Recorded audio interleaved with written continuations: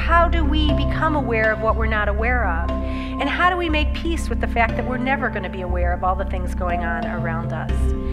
And then we can jump to the present time of complexity and really seeing that this is a moment of convergence where different worldviews, belief systems, ways of engaging reality are coming into contact.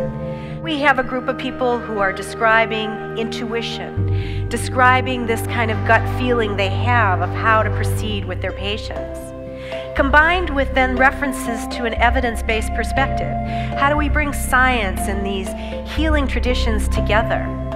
And how is it that we can reconcile the enormous complexities that come when these two worldviews meet?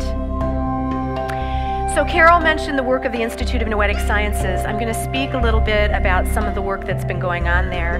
IONS is just this year celebrating its 40th anniversary.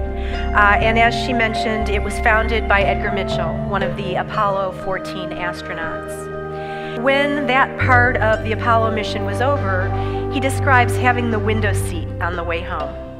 He had this experience of watching the moon and the earth and the sun rising and setting, rising and setting.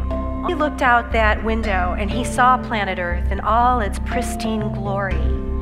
Looking at planet Earth from space, there were no divisions, there were no separations, there were no class boundaries or race boundaries or national boundaries or state boundaries. None of that existed. Perhaps the major cause of suffering on planet Earth wasn't something out there, but something in here.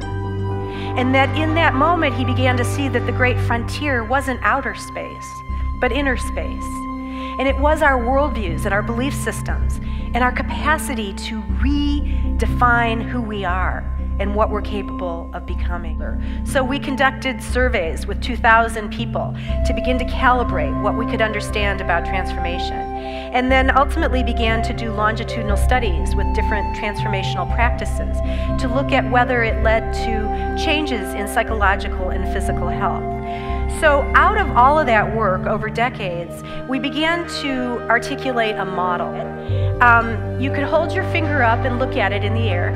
Okay, and then rotate it rotate it clockwise. Okay, so just rotate it clockwise. And then very slowly keep it rotating clockwise. Bring it down to your chest, continuing to rotate it. You may have to shift your hand a little bit. What direction is it going? So, anybody? It's going counterclockwise. Nothing has changed in the direction that you're moving your finger. What has changed is your perspective.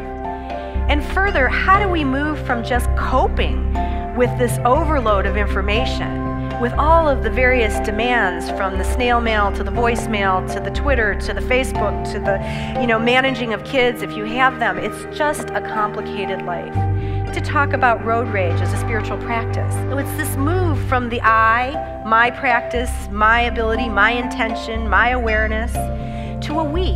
One of the best things we have is each other. And how can we, through these kinds of associations, through these conferences, through the internet, through the various ways we have of being in community, act as witnesses for one another and help one another?